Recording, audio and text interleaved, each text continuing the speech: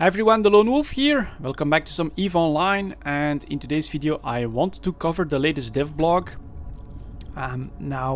Unfortunately, living in a wormhole, I can't just go out there and mine and not pay attention to the screen for 10-15 minutes. So I'm going to do that from a safe spot close to the POS. But I think this dev blog is absolutely worth it. It's controversial. A lot of people love it, a lot of people hate it. And yeah, let's just ride that hype train. I mean, I gotta at least cover this, right? Even though I don't live in nullsec, and I expect comments from people that don't like the changes to say you don't know anything about nullsec. So how the hell could you say that these changes are good? But yeah, with the next release, Phoebe, in just 6 weeks, CCP is planning to nerf long distance travel and basically force projection in a huge manner. So the entire dev blog, as you can see right here, is quite long and actually decently technical and detailed as well, with a new mechanic called jump fatigue. So I'm not going to go in full detail on this. Instead, I'll just explain it to you guys the way I understand that these changes are going to take place here in the next release. Of course, all of this is subject to change, but I think with the dev blog release, they're really planning to do this. What are they trying to fix? I think at the moment for the 2, maybe 3 blocks, huge blocks with like 10,000 players in them that rule almost the entirety of nullsec, the problem is that they have the capability of deploying hundreds, if not thousands, of players in even super capital ships anywhere in nullsec in a matter of minutes. And so I do think that that's a little bit of a problem. You can say, you know, if you have to explain EVE Online to someone that doesn't know it at all, you of course say, well, it's this huge sandbox, it's got thousands of systems. And then if they would at some point ask you, well, why are there so many empty systems in nullsec space? Well, that's because there are a few really big groups that have thousands of players, and they can basically drop a humongous fleet anywhere on the map in a matter of minutes. That's not a huge sandbox, that's actually a very small game. And so I think the problem that they're trying to fix here is real and does deserve attention. Now, the nerfs are actually pretty big. So first of all, they're going to introduce this concept called jump fatigue, which means that you'll get a timer whenever you jump through anything else than a Stargate. Yeah, basically that will force people to wait after they take one of those jumps that are not through a Stargate. Complementary to this, they are going to allow capitals and super capital ships to use Stargates in nullsec and lowsec. They're even going to allow the doomsday devices to be used in lowsec. So this is a complete turnaround. This is completely new. This is going to change all of those mechanics quite substantially. But if that was not enough, you know, you won't be able to just take 10 of those jumps outside of Stargates and then be, I don't know, 40, 50 jumps away at the other end of the universe in a matter of minutes. They're also going to reduce almost all jump capable ships will have their range reduced to 5 light years after skills. So that's also a huge reduction in range. So they'll have to do way more jumps to get to a point that's far away.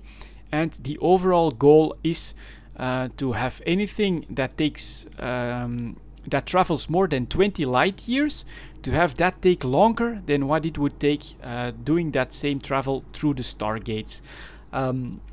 Yeah, the discussion on this is ongoing. We've got thread notes of more than 170 pages in the comments here on Reddit. It's full of threads of people that are for and against it.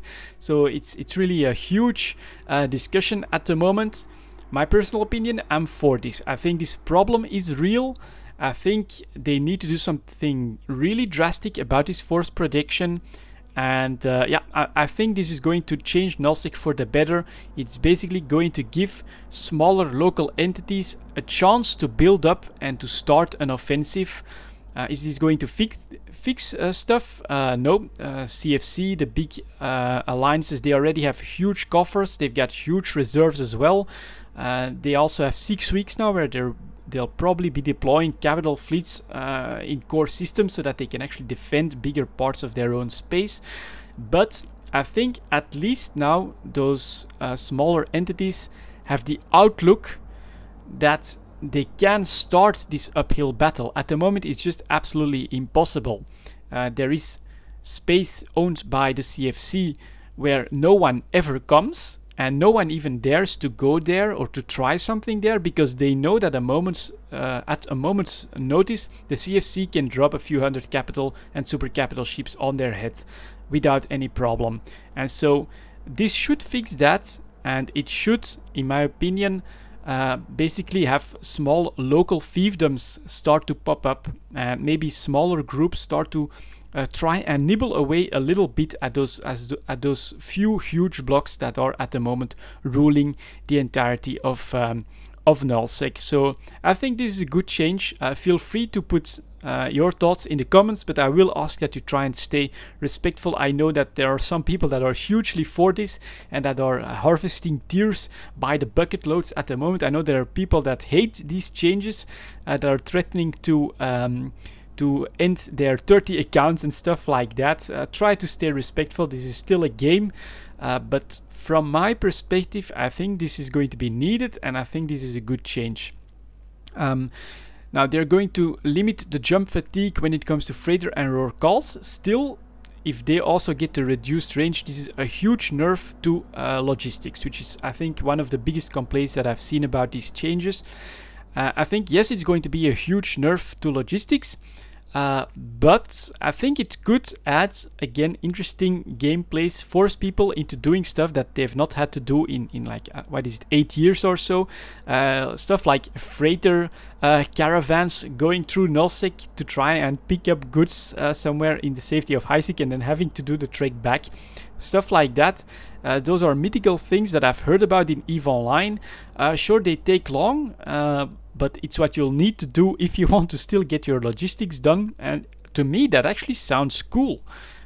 So I actually think that, yeah, maybe a reduction in logistics could also help lower the capital and super capital proliferation that we're seeing at the moment. And yeah, I will give that I have never done any nullsec industry, and that there are huge bottlenecks there and problems to produce stuff locally, but I still think that yeah, forcing people to be a little bit more creative, take a little bit more risk when it comes to their logistics as well, could be a good thing as well. Black Ops don't get their range changed, so but they'll also get the fatigue, so a little bit of a nerf there as well. And then another one is, let me see here if I can find it. You will only be able to move your medical clone to the station you're currently docked at. Now, a lot of people have a problem with this, and I understand them to a certain degree. A lot of new players that want to join Brave, for instance, they put their medical clone in the Brave headquarters, suicide their pod, and there we go, they wake up in their alliance and they can join the content. I think that's a correct criticism, but I also think that this is pretty easily fixed. Just put a cooldown timer on that, you know, maybe even make it a week cooldown timer if you really want to avoid people using that as a way of traveling.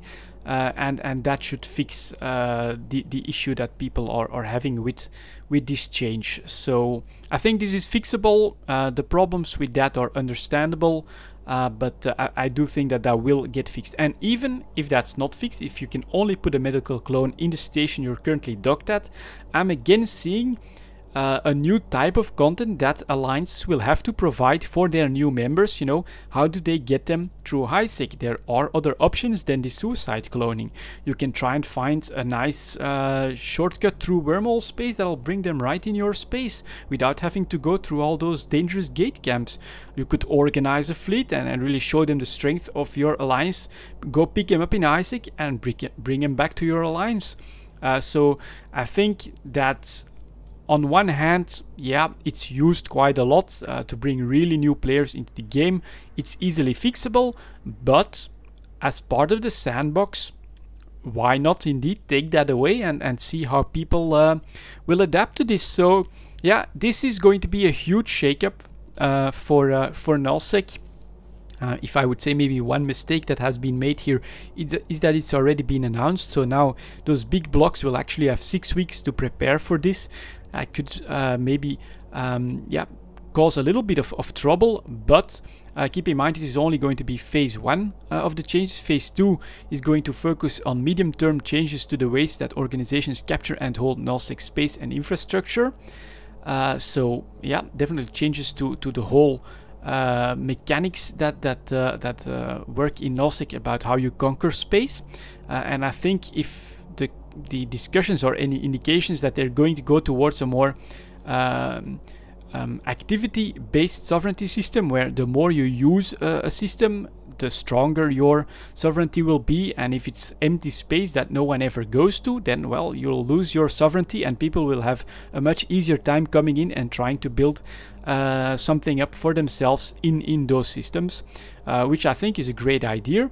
And then phase 3 is going to be basically the Stargate building, where maybe alliances can create their own connections between different systems, or maybe some other space as well that might open up. So yeah, these nullsec changes, oh my god, they're so huge. If you want to read some tears and some funny comments and all of that, check out the comments here, check out Reddit. It's full of them. Actually, I personally feel that that's actually quite entertaining. But I do think that this is the change up that nullsec and EVE Online does need. So I look forward to all of this. I look forward to all of the discussions, to the final products, to seeing what's actually going to happen. I think with the new release schedule, CCP can actually measure and maybe change stuff if they do make mistakes. If it turns out that, for instance, disallowing people to move their medical clone is really a big problem and is detrimental to the game, they could change that somehow in the next release 6 weeks later. So I think they have enough flexibility, but I do think that nullsec needs this jolt. And so I welcome it, and in fact I think it would be really cool if just a few days before Phoebe, CCP announces that, oh hey guys, by the way, we're also making Outpost destroyable in nullsec, enjoy the new sandbox. I think that would be awesome. Anyways, that's all I have to say about this. I'm definitely going to keep an eye on it and keep you guys up to date. Thank you very much for watching, and I'll see you all next time.